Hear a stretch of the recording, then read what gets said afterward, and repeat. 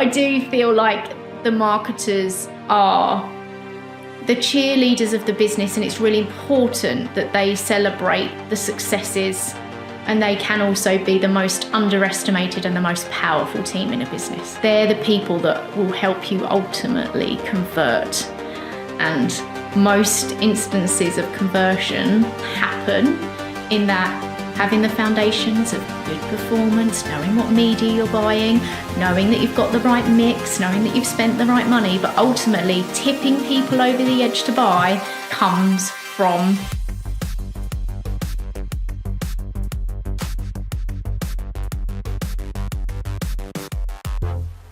In this Sports and Outdoor Mentors episode, I chat with Laura Ball, Director of Marketing for Nikwax, a leader in PFAS-free clothing and gear systems. Laura shares her experiences of working with iconic global brands, including Nickelodeon and the Jamie Oliver Group.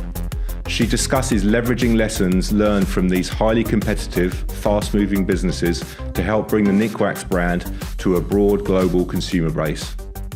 If you want to learn the secrets of this impressive career transition, keep listening. And if you enjoy the episode, please take a moment to leave us a review. So, Laura, 18 years of professional marketing experience with a very, I would say, diverse group of companies or industries. Let's say, I mean, from collectibles with Panini, pretty much at the start of your career, to media and TV with Viacom and Nickelodeon, then food, restaurants, and very values-driven with Jamie Oliver Group, and now outdoor industry with Nickwax.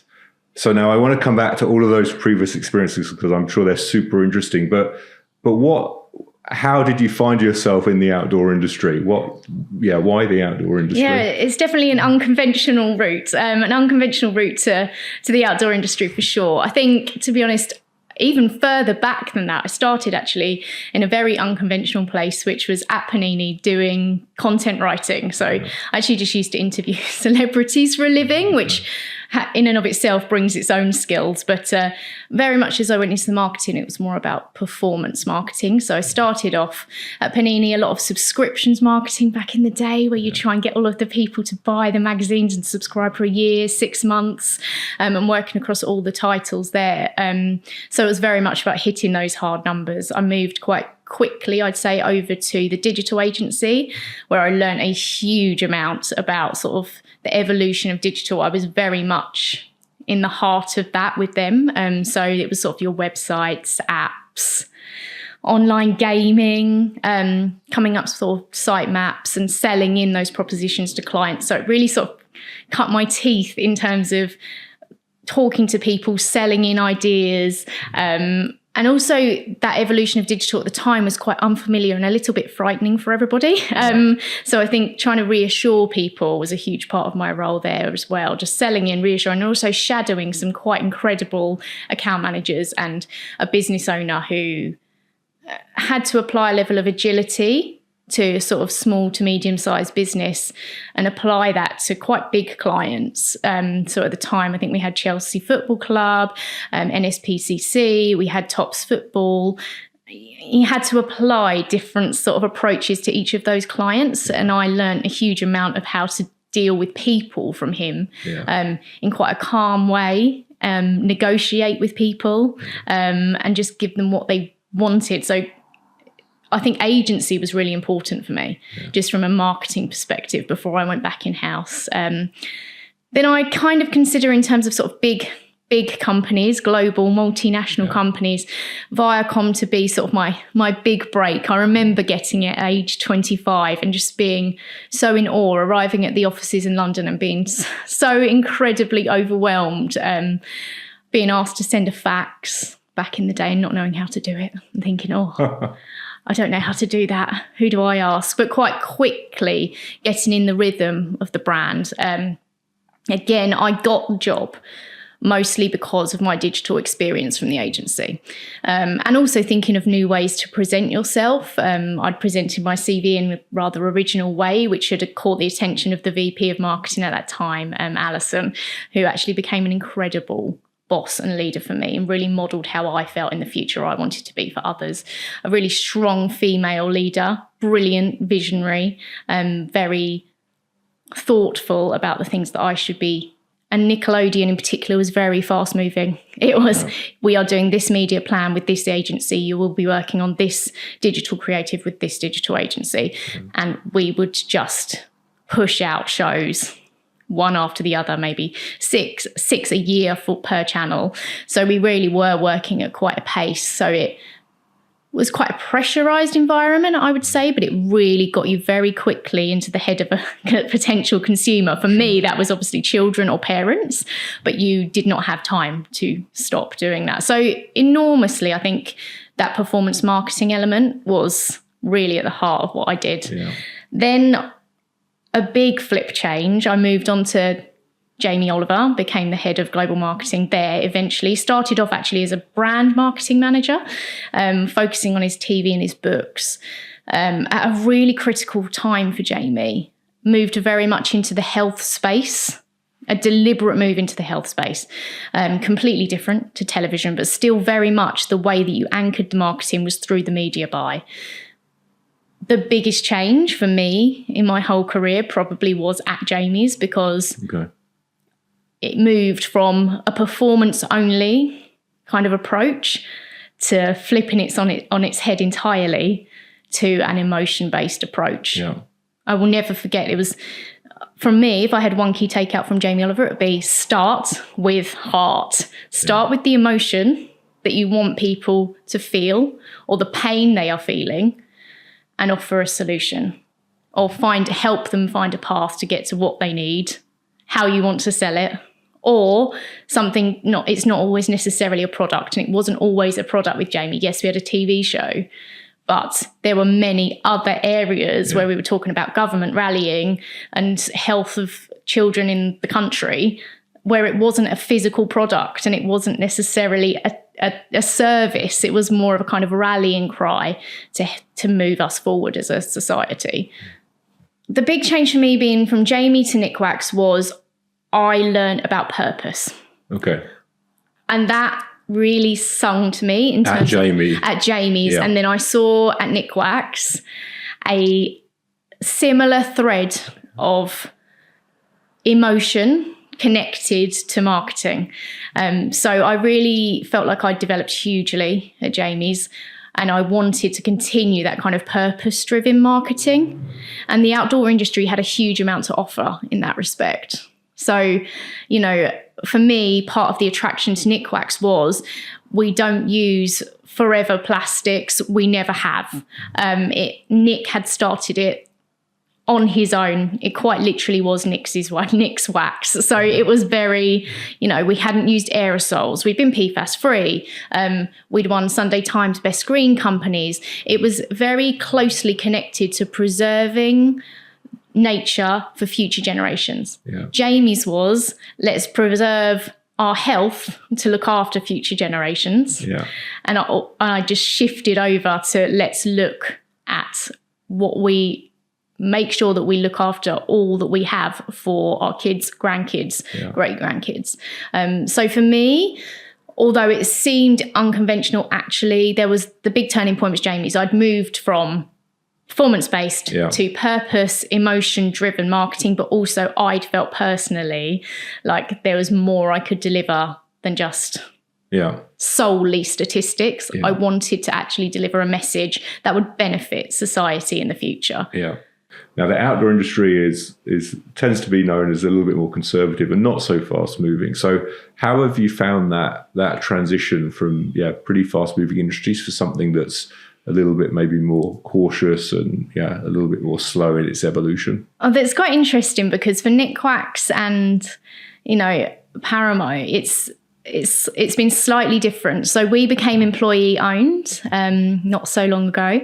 And so actually the change from being a founder-led business over to a collection of directors has actually meant that we're moving at an incredibly fast pace. Okay. So within the business, a huge amount of change is happening. It's happening very rapidly. So I would say actually it hasn't felt like a slowdown at all. So just in the time that I've been here, we've had just for Nikwax. We've had the brand new branding campaign. We've changed all the labels. We're working on several internal projects for systems and processes that need to be adjusted, and they involve complete team investment. So I think actually the move has not been... I have not noticed the slowdown. Okay. So that's quite interesting. I don't know if the team potentially have, but I certainly haven't noticed any change from my media days to now, really. But that might just be circumstantial because of the movement that Nikwax is going through right now. But what about it? I mean, that makes complete sense. But if you step back from Nikwax itself, obviously you've been engaged within the industry. I mean, you spoke at this year's Outdoor Industry Association conference in March. So what about the change in terms of the dynamic of the industry? Do you feel there's kind of big changes there? I do, but I have an incredible laser focus on the customer. Okay. Now, the customer is demanding change rapidly, and I think we in the industry and even outside of the industry, we're all very aware, marketers being at the real coalface of that, how much diversity there is in terms of consumption, in buying habits, how quickly the previous rules are changing. In fact, the whole game is changing, and how quickly things are happening from their perspective. The way they purchase is getting faster. The ways they like to purchase, the way they like to see ads. So from my perspective, I just focus on the speed at which the customer is looking to change. Right. And then I will adapt us to get to that point. Yeah. That's my focus. Okay, super interesting, which I think makes complete sense and is a big opportunity, because I think there are many businesses that are maybe don't have necessarily that mindset and are a little bit more conservative and a little bit slower in their approach. So that makes complete sense. You touched on the change of the ownership structure, and in parallel to that, almost around the same time, I think Nikwax was also listed as one of the best places to work by the Sunday Times, which is, an amazing achievement for Nick and the current management team, of course. Why was it recognised? From your point of view, what do you think are the things that actually make it a great place to work? Well, first and foremost, I think we've had the discussion about my quite varied route into the outdoor industry, all of the experience that I've had, and worked at a huge different amount of companies in different arenas. I can say hand on heart that I'm the happiest I've ever been in any workplace at Nikwax. The happiest categorically I've ever been. Fundamentally, I think it's the people. And I know probably everyone says that, but it's actually true here. There are a good mix. There's a lot of people who've been here a long time, but there are also, I think, enough people that haven't, to really mix it up. And I think in order to have a good balance of knowing what your team needs, but also knowing how to move your teams forward, to have that mix is absolutely integral. I think that Nikwax at its heart has always looked after its people. From my personal experience, the childcare element of things is exceptional compared to anywhere else I've ever worked. We have a good benefit scheme. I think we really place a huge amount of focus on giving value to employees. And I'm not sure that's always traditionally how other companies look at it. But we try to make people's days work-life balance and how they approach the company in a happy way. That's what we try to do at Nikwax. And I think that was very evident in the scores that came out. So I think there's a real focus there on making sure that you're looked after. And I know that sounds very broad, but actually people here very much are. Yeah. We're very aware that people have a life outside of work as well as focusing when they are here. Yeah. And there's a good balance. And I think generally it makes people more productive as well as happier. Yeah. And I do think having this new sort of invigoration of a new directorship, and also having new people throughout the business who can tap into the experience of the people who've been here a long time, who are the bedrock of this business, has made for a really sort of interesting period for us, a period that's really pushing us into the future now. And I think we've always been authentically ourselves. I think Nikwax has always had the authenticity. And if you look across my career, Jamie Oliver had that as well. The digital agency also had that.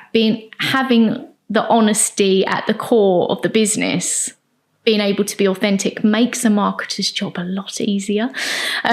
So when you see the Nikwax product and we say we are good for the environment, that is mirrored across our employees. Yeah. We have a huge amount of outdoorsy people, and that doesn't mean we're all adventurers. Sure. But it means we're outdoors. Yeah. So whatever that looks like to people, we're not just saying we're doing it because it's good for us. Yeah. And that's a really lovely place for us to be in. And I couldn't be prouder that we've won that award. Absolutely. Going back a little bit to Viacom, I'm interested in such a fast moving and also very large company, right? I mean, I think it's around 10,000 employees globally compared to, I guess, a couple of hundred here. So, how's that kind of transition? And obviously you had Jamie in the middle, but it's almost, and obviously Viacom is also a public company. So I would say you could argue they're probably almost at completely opposite ends of the spectrum. Yeah. So obviously you're clearly very happy, but it's still a transition, right? It's still a change. So how's that been? How have you been able to kind of transition to that? So I think it's quite interesting. So when you're in a sort of enormous company like Viacom, which is enormous, the visibility you have across the business is still relatively limited. So you'd have 10,000 employees, and you'd be aware of everybody working around you. But you wouldn't necessarily have instant access to teams over in America or teams over in all of the various different global places that we had. Whereas I think here, I do have access to those people. We have offices here. We have offices in Poland, in the States, in Seattle, and we are in regular contact. So it feels like we are part of a bigger picture. I would say here, it feels like you make very meaningful change quite quickly. And I think that's a huge part of why I'm satisfied here. You're less of a sort of part of a sort of operation that's constantly going. That said, I wouldn't be sat here if it wasn't for Viacom, and I am very, very aware of that. If I had not had that experience, I don't think I would know what I knew now. So I do think it's a transition. I personally haven't found it a difficult transition. Okay. I think Jamie Oliver in the middle actually probably was the pivotal part. I went from one to the other, and that adapted as I went along. Yeah. So the size of the business has adapted as I've gone along, really. Yeah. I haven't found it enormously tricky. I think a team and a business as part of that team is the people that you sit with, speak to, interact with, and have common goals with. I would say that's not significantly changed, actually, between Viacom and here. Yeah. The immediacy of the people, or the proximity of the people around me, the number of those hasn't actually changed. Yeah. You're just part of a bigger story at Viacom. Yeah. But you still work within a team that's probably about relatively the same size, achieving common goals within your area of the business. Sure. So it's not, I haven't noticed enormously that difference. Okay. Interesting. I think that's quite unusual. You must be very easy to adapt, I guess I would say, because I think it's such a big change. I think many people would find that quite challenging. Okay, that's really interesting. Why do you think that is? I mean, do you feel that you are somebody that's pretty easy to adapt to changing circumstances? Yes. Yeah. I think again, I think it comes back to who you're serving and why you're sat in the seat you're in the position you're in. I think if you're in marketing, you should be able to adapt as the customer sees fit, whatever customer that is. Yeah. So if you're in a business that requires you to do something for that customer, you adapt to do that. If you are in a different industry and they require something else, you do that. Ultimately, the job is to deliver value and to sell. Yeah. So if you don't, I don't think you're truly a good marketer unless you're able to adapt to the people you're trying to serve. But I completely agree. But I think you make it sound very easy, and I'm not sure it is for everybody. But one that you talk about the consumer, and it's clear that you're very, as you to use your words, laser focused on your consumer. But of course, that consumer has changed throughout your career.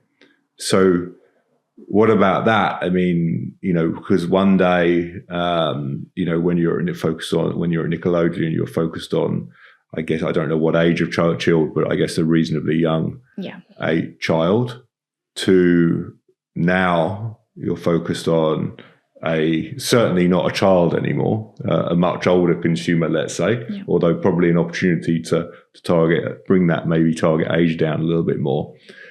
But also very different needs and desires and wants from the type of product or service or whatever it might be that you are marketing. Mm. So what about that transition? I mean, have you found that in each change, it's taken a period of time to kind of adapt to that and to really get into the head and really understand what that consumer is looking for?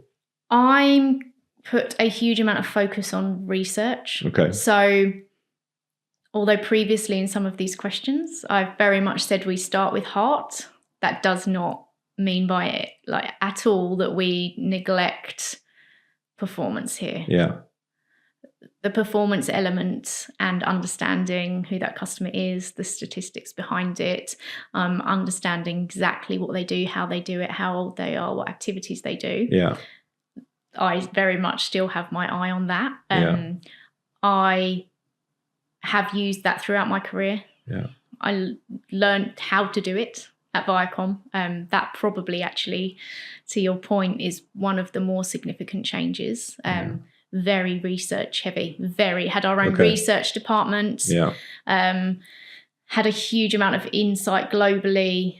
You could essentially have as much detail or as much broad strokes as you wanted sure. there. Yeah. So it made you very, very focused on, because the win or loss in kids television was very nuanced and quite often challenged, and quite often not much predefined values, etc., that you'd experience from an older consumer.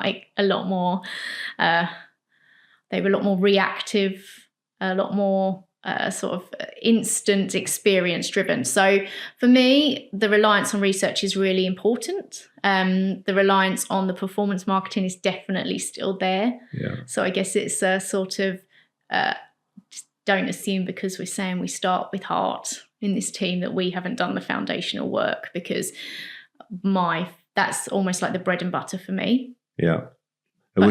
Sorry, go on. No, it's fine. But you don't ultimately win the customer without the emotion. Yeah. So do you think one of my questions is going to be, what were maybe some of the key learnings that you took away from a business like Nickelodeon and Viacom? Is maybe that one of those things that, you do need those insights to, whether it's to kind of set the foundations of kind of the direction that you're going, or to validate the direction you're going, whichever way you kind of do it. But would that have been one of the key learnings, you would say, kind of coming out of a business like that? Yes, I think so. I think research, engaging in budgets, profit and loss, and sort of the business essentials as a marketer came out of that. I would say, to your point about being adaptable, you could be on one channel 1 second and then another channel another minute, completely still within the kids sphere, but definitely a different audience. I would say unifying branding, because those types of businesses are very strict on how you utilize the branding of the channels. So bringing one unified creative collective together, I would say, is very important. And also probably from my boss there, bringing together a team with passion and enthusiasm for a common goal was another part of Viacom that I think was absolutely fundamental. The love for what they did was enormous. And having the mindset of the customer, which sounds ridiculous because they were kids, but you had to have that kind of fun. You had to learn to associate with them. The fun, the impulsive, tap into your sort of inner child to be able to help sell through shows. It was an interesting time.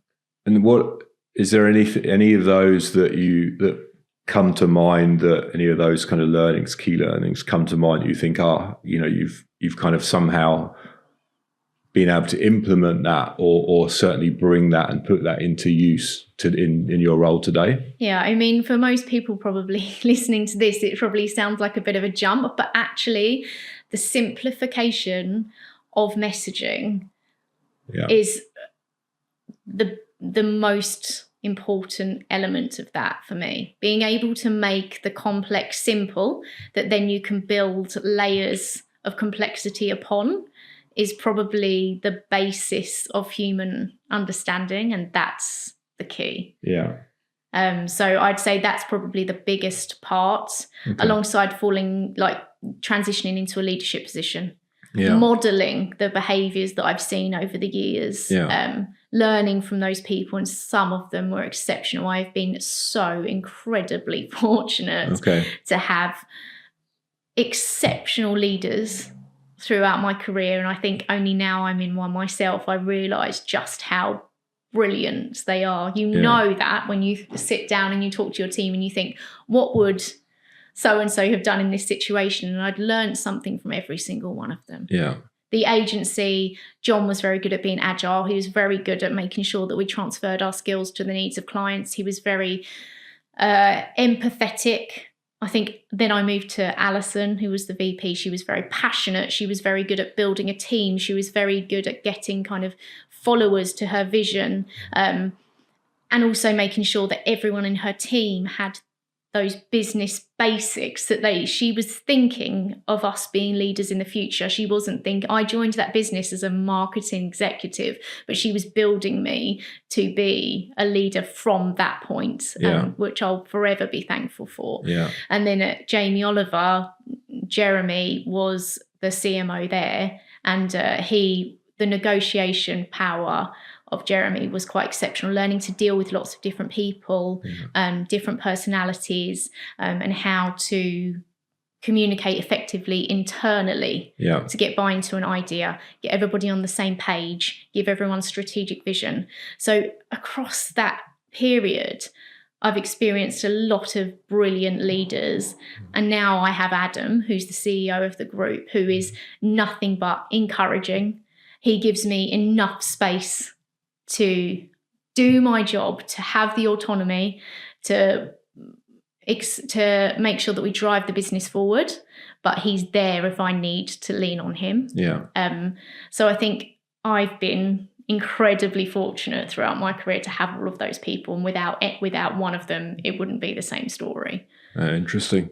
And have you worked in, obviously those, it sounds like those were all your direct line managers throughout, which is great that you've had, I would say, obviously very good ones, throughout the career. But in parallel, have you ever worked with mentors or coaches that have also supported you on the journey? So interestingly, no. So I have been a mentor myself. But I've never actually been a mentee. Why that is, I actually have no idea. I don't believe there was anything. Maybe. I mean, I was a mentor at Viacom, and I was a mentor at Jamie's, but I was never actually a mentee myself. That might be because I started in marketing fully in an agency, but I don't know. So I've never really had that benefit, to be honest with you. So I'm interested, thinking back to your time at Nickelodeon and then Jamie. Again, very, as we've already discussed, quite contrasting experiences and clearly very contrasting businesses. What would you say were the best and the worst of your times, your experiences in those two organizations, in those two businesses? Or the worst is maybe the wrong word, but the biggest challenges that you had and the best successes, or however you want to frame it. But I'm just interested to kind of understand the different axes, and particularly what you took away from those challenges. Yeah, I think so. So for Viacom and for Nickelodeon, some of the best things highlighted, I think, all of that business experience, brilliant examples of leadership, being able to work in a fast-paced environment, access to new formats of media, all the time that you could buy and get competitive advantage over others, research. There's so many. And also I think the team within that business were exceptional at the time, and that they constantly pushed me to be better. I think in terms of challenges, I found it quite difficult that I couldn't see the change I was making. Okay. The contribution I was making personally you were always part of the whole rather than the whole. And I needed to feel a little bit more like I was making more significant change. Maybe that's possible in a huge business in more leadership positions. And I think, the growth of Viacom was very linear. You'd go into this role, then if you got to this level, you go to that role. And I found that quite challenging as well. I'm not saying that was wrong at all, but I'm not sure it was right for me, I found that quite difficult. And then I saw that I could hop over to Jamie Oliver's, and there seemed like a lot more space and room for that autonomy and growth and affecting change, and that was really attractive. So Jamie's, that was exactly one of the appealing factors. I could affect change quite quickly. The conversations were quicker. The conversations were very creative led. So that was always very interesting. A lot of the people from those teams have gone on to do very much their own things, their own broadcasts, their own. So I was working in a team of exceptional creatives as well as quite strategic marketers. So I felt like that was probably the best thing. Part of the reason I moved to Jamie's as well as the purpose piece was probably that. I felt like I was part of a movement. I was driving that change.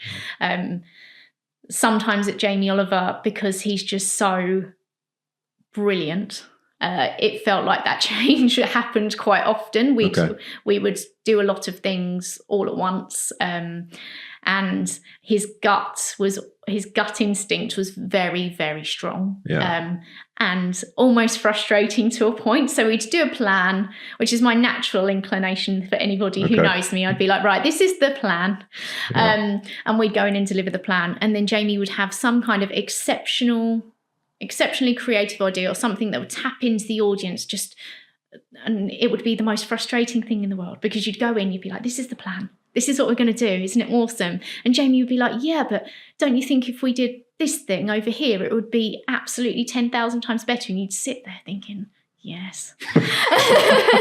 Yes, that is significantly better, but how frustrating, because I have my plan here. But I think that's where you'd find the humour in it. So yes, in part it was a downside, but you knew that what he was bringing to the table, if you could get that across the line, it would make what we were doing, whether that was campaigns, whether that was selling the TV globally, it was 10 times better than the plan you had sat in front of you. And sometimes you just need that person who's the light bulb moment. And he was the light bulb moment.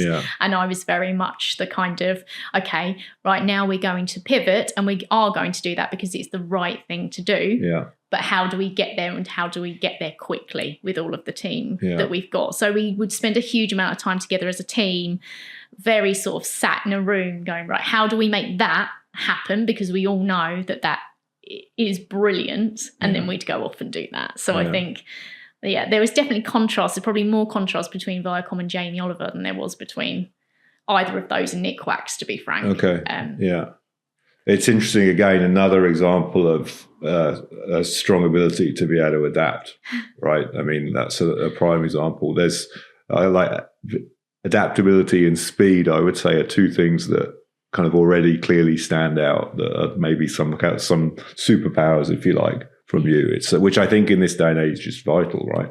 I mean, there's only one constant, and it's change at the end of the day. So yeah, it's pretty important. Well, I think he was very aware, and he's the other person that out of all of the brilliant leaders I've had, he wasn't my line manager, but we did work together. Yeah. And to have someone who's constantly there, who's achieved so much and is a real creative at heart, changes your mindset. So if you're not necessarily weren't that person, you're encouraged to go more into that area. Think about how you attract people to the message you're trying to deliver. Yeah. And if there's one man that can do that, it's Jamie Oliver. Yeah. So whether he's known as a Marmite character. Yeah. But you still don't stop hearing from him either way. Yeah. Absolutely. And what he's achieved as well is very impressive. So you will only ever hear brilliant things from me about that man.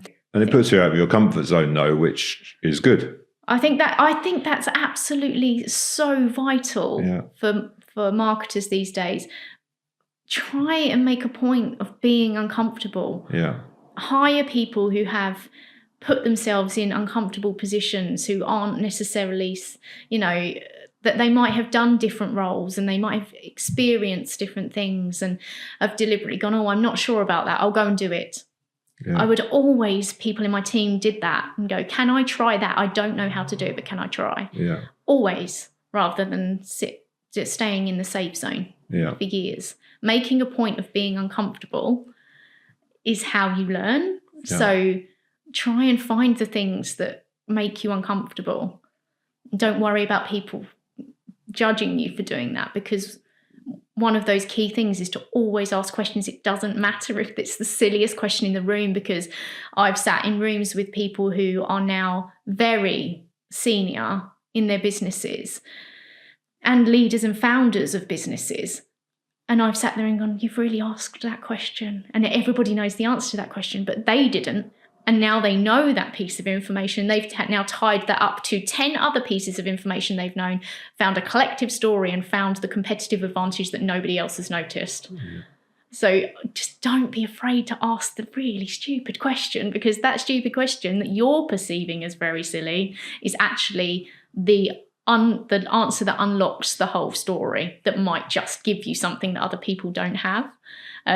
So I try to encourage that openness, and I try to think that way myself. It's not always, no one's perfect. It's sometimes scary to ask what you think the silly question might be, but if you don't try, you'll never know. Yeah, absolutely. So you mentioned a couple of things there. You talked about the fact that you like a good plan. You like to be you like to be pretty planned in your approach, and also that you were, when you were at Viracom, you were looking for opportunity to kind of continue your development, continue your career progression. So I'm interested. Are you somebody that maybe back at uni, because obviously you not obviously at all, but you passed first class honours degree in marketing and history. Yes. History. Yes. There we go. And you look at your career, and you've had a very kind of really strong kind of career path and career progression. Was that something was that your plan that you had back in the day? Did you kind of think about a career plan, or has it been rather organic? Or? Absolutely not. Yeah. So I think, it's at the very start of my career, I started a completely different sphere altogether. I wasn't actually in marketing. So I completed my degree, did a short amount of sort of work experience actually at the university, just doing bits and bobs, actually writing press, which served me quite well in the end, doing press releases and a little bit of marketing. At the same time, actively found work experience in areas that I thought would be interesting, whilst being paid for that full-time job. So I'd take annual leave and then go and do the work experience. So I went over to Panini, and I'd gone and I'd been up to London and done a huge amount of the magazines in London, and then went to Panini and experienced what it was like there, and then said, look, I will write for you for free for however long you want me to, because it's a joy and I want to do it. So just let me write for free. Did my 2 weeks work experience. They were an excellent team, and I was like, I will do it.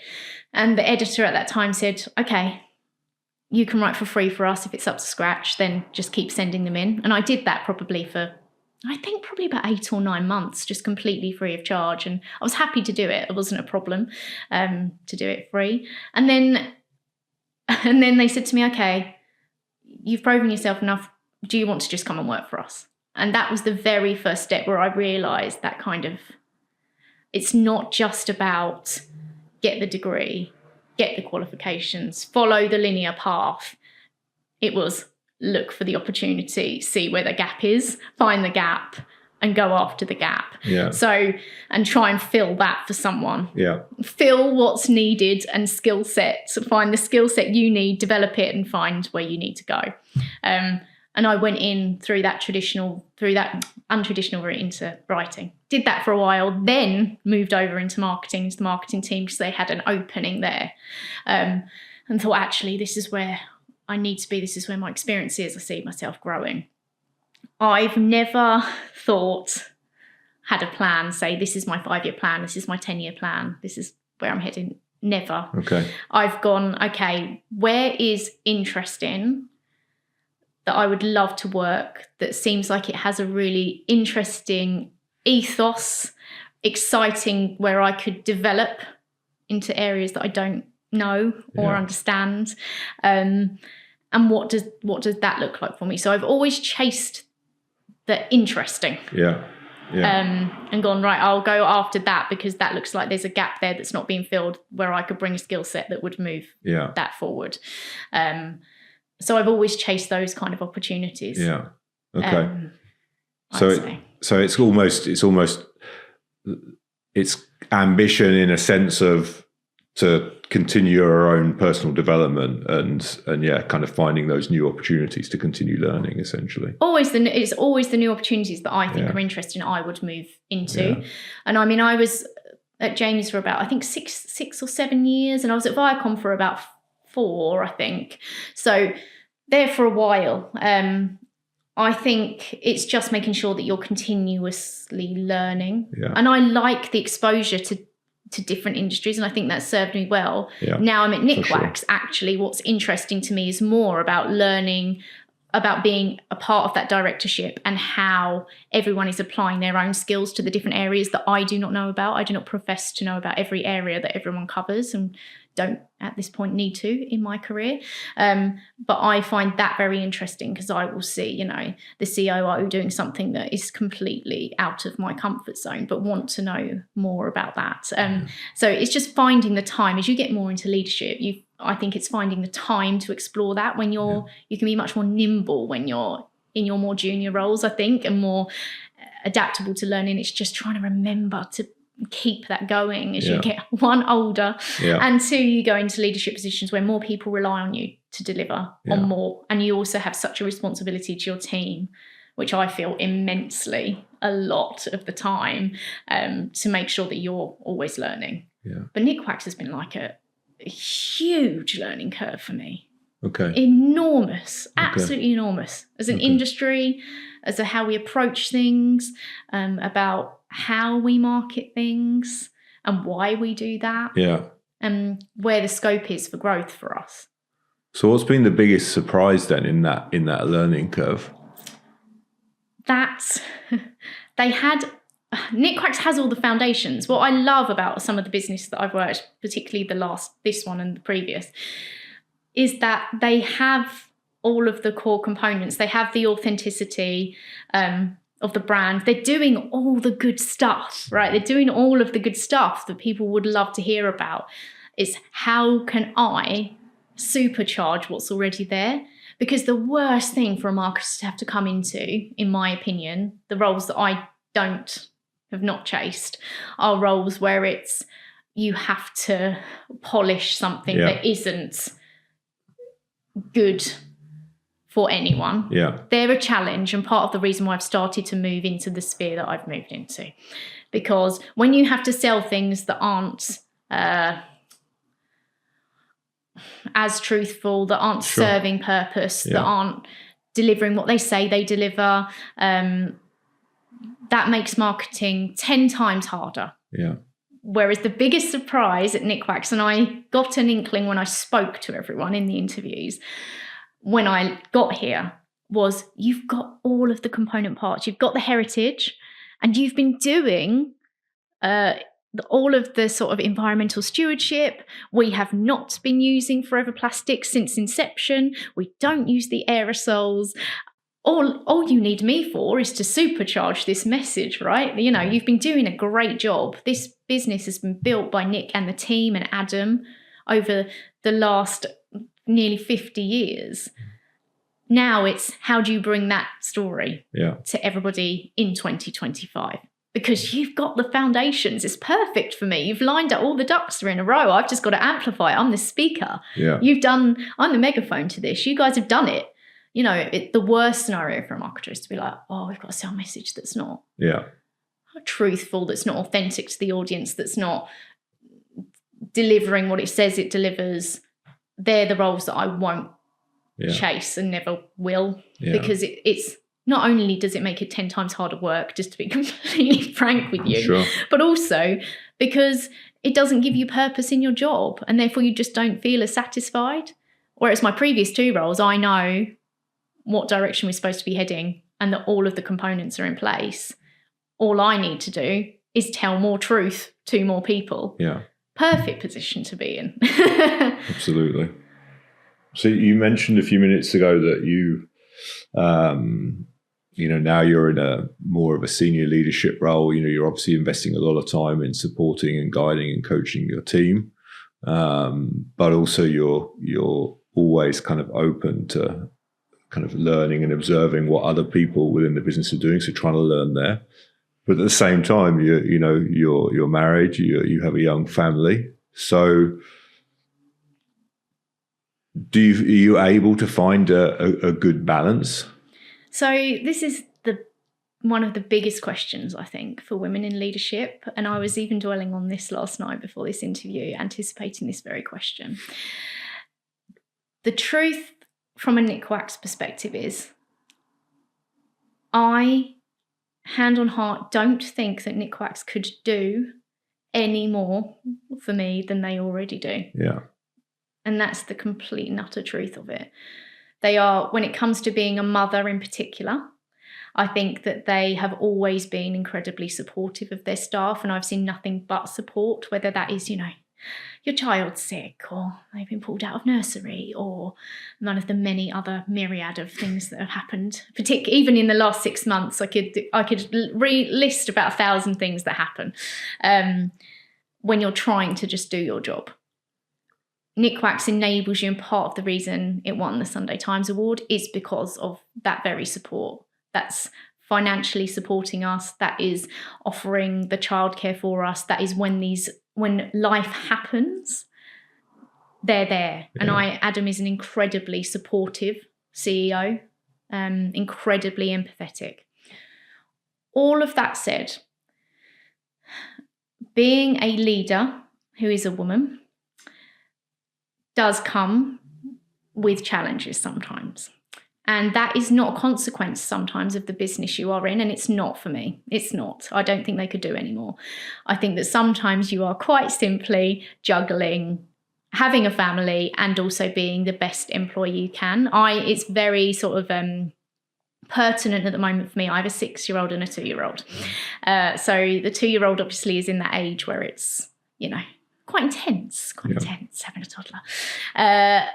You get through the best you can is the honest answer. You just have to zone in and out of the moments that you can. Yeah.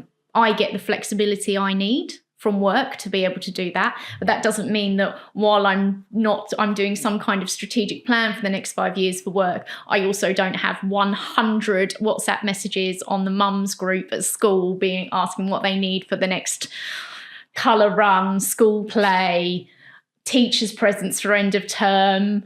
I mean, the list goes on. Yeah. It just does. And there is a balance to be found. Yeah. I would say for me, I'm trying to think of a scenario where the balance could be more perfect between my professional and personal life. I don't think I could have it much better than I've got it at Nikwax. Yeah. And I think that's an utter credit to them. And I would suggest if you went to most of the female employees in this company, they would say the same thing. I couldn't ask for more of a balance. And that's not to say it's perfect, because I think I wouldn't want to underestimate that challenge for future female leaders, because I think there should be an understanding that you do have to balance a lot. You do. But if a company supports you, it feels like a lot less. Yeah. And I would say Nikwax does that in shed loads. In shed loads. Could they do more? I honestly don't think they could do more. So as we've already discussed, you've had a really impressive career path over the last 18 years. Looking back, what would you say has been some of, or the kind of key success factor for you to be able to make those steps and continue that personal development? So I think I have had some really exceptional leaders across the years, and I think I've been really very fortunate to have those people. Not everybody gets every single leader of a team be really outstanding, and I feel like I have been fortunate enough to have that, and I've learned so many different things from those people. So although I've never actually had a mentor, I've definitely had people that were invested in my growth as an employee the whole way through. I would say, even from moving on from place to place, there was still direct encouragement for me to grow, and if I needed to, then take the next step if it wasn't available to me.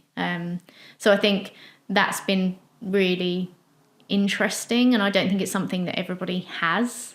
So I have been very lucky. It's been also, I think I've been forced into positions where I've had to change a lot. So I've sought things that are interesting, which has then meant I've had to adapt and change my skill set accordingly, and use some of the knowledge from previous jobs, but also then adapt to whatever industry I'm in. So I think there's an element, if I'm completely honest, there is an element of luck, and there is an absolute element of just complete brute force and determination to succeed. And I'm definitely not there yet. In this industry, there are people who have achieved an incredible amount that far outstrip what I have ever achieved. And I'm very aware of that, but also that's quite the incentive to know that I'm not done yet. Not done yet. As a leader of a team, what do you consider to be your most important task? I think bringing everyone together under a common purpose, but that common purpose to be underpinned by passion or joy or any number of positively focused emotions that will keep people moving in the direction to get to where we need to. It's also one of the hardest tasks I find as a leader, because if you've got a fairly large team, keeping everybody on that page is difficult. And I don't sit here today professing that I've managed to achieve that in every role I've ever had, even now. I probably am one of the people that is hardest on themselves, more so than anyone else that I know. I would say I'm pretty hard on myself when it comes to leadership.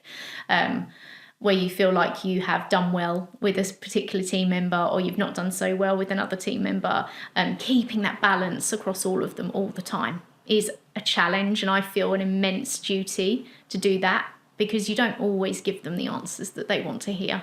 You have to give them the answers that you think is going to make them grow, and you also have to arm everyone to become better at what they do than you were when you were in that position, or the team members that you previously worked with. It's driving people to be the best that you're able to. And sometimes that comes with challenging conversations, and sometimes that comes with encouragement and understanding everyone's personalities and adapting to that all the time. It's a big step for any leader. And I think that's the other element, is to have that level of humility, to understand, well, hope that people are better than you, because that will help you be better. But also to make sure that they remain focused on what that common goal is and why we're doing it and why it's important and how it's going to move us forward, and then it will make a difference internally to how people feel about our brand as well as externally to customers. And I try and focus our efforts a lot on that. I mean, you can go and ask them, they're just next door, if you want to see if I'm having any luck whatsoever with that challenge. But I do feel like the marketers are the cheerleaders of the business, and it's really important that they celebrate the successes, and they can also be the most underestimated and the most powerful team in a business, because they're the people that will help you ultimately convert. And most instances of conversion, from my experience, happen in that having the foundations of good performance, knowing what media you're buying, knowing that you've got the right mix, knowing that you've spent the right money, but ultimately tipping people over the edge to buy comes from driving that emotion into purchase. So you've been here now for 4 years, but looking ahead, and you've been in the outdoor industry now for 4 years, but looking ahead to the next 4 years, what do you think is the biggest challenge as an industry that we're going to potentially face? I mean, I think there's an awareness within the industry that there are quite a few challenges.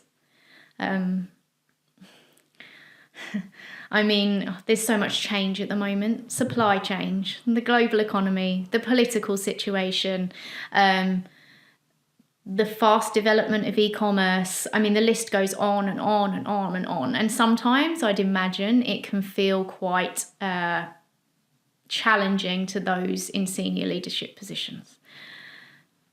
I've said in this interview several times, I try very hard to retain the focus on the person that's buying. So yes, there are challenges. Yes, there will be impacts on how much people are able to spend. So if I can retain that focus for the next 5 years and adapt us to meet those challenges in a way that works for them, that's what I will be doing. I'll be looking at new ways to sell through. And as I've said, Nikwax has got a very authentic product. You buy a Nikwax product for your £5 in this country, you reproof a jacket of any kind, it will make that jacket last longer, right? It's given me a really simple task. Let's ramp up the messaging. And ramp it up we will. So I think it'll be a case of how do we really improve those communications. That's where the marketing team can support. If you can give future leaders of the industry 3 pieces of advice, or future marketing leaders, somebody that's like you were, 18, 15 years ago, let's say, what advice would you give them on their journey, at the start of their journey? Oh, okay. From a female leader perspective, you will hear the word no in either directly as a no, or you will hear no in many other different formats other than no. Not now, no. Potentially we could do that, but maybe we should try this. Have the conviction of your own thoughts using your experience backed up with research, statistics, external validation from other women in leadership positions to prove your point and to get the no to be a yes. That's number one. Because to me, no in business means not now, but yes later. So just find the position that gets you to the yes. And sometimes it really, truly will be a no. But I would say in my experience and with the people that I've worked with, 75% of the time, those no's are actually really yeses in the future. Okay. Just find enough case studies, statistics, research to prove the point you're making. And you may well have to go the extra mile, and that is a pain, and it's something that needs to change. But for now, I would say keep at it. That would be my number one. Okay. No's are not, in business, no's are not always no's. Yeah. I think have the understanding and the humility to know that you do not always know best. And don't take it personally when your team say to you, that's not the way to do it. In fact, if they have the knowledge to back it up, identify them as people that are your leaders of the future. Because they've been brave enough to come to you and say, I think this is not the best way and we could do this better. So listen and have the humility to know that you don't always know everything and you're not the best at everything. But just accept that, build a good team around you that has a broad enough knowledge base. And then I guess finally, what would be my final tip? Just look for things that you care about. And don't let anyone underestimate the power of caring. Because I think we're moving into a space that I'm not sure everybody's aware of, but I feel quite immensely, having worked in the businesses I've worked in, that caring and emotions are starting to prevail in terms of purchase behaviour, because we've got to a point where performance is driving, it's putting us all on a more even keel. So then what is the differentiator? Because if we're all doing the same thing and we're all performing on these metrics and we're talking 0.0005 difference in some of these statistics, what actually is the difference between you and another brand? As a leader, it's your responsibility to find what that is. And that will be so much more challenging for some than others. I think I've got it relatively easy because we've been doing it forever. And I think some other people will find that more difficult. So thank you to Nickwax and Nick and Adam for giving me a product that makes this easier. But I do think that you need to find your authenticity as a leader. And that means the way you lead people, the brand you're leading, and what message you're sending out. Those would probably be my top three. So this is a slightly awkward question to ask somebody that is still,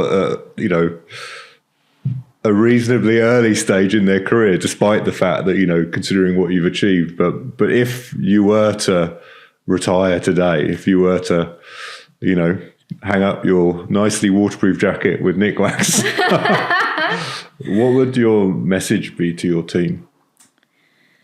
My message to the team would be, this is actually a very interesting conversation because I've actually been at Nikwax for 4 years.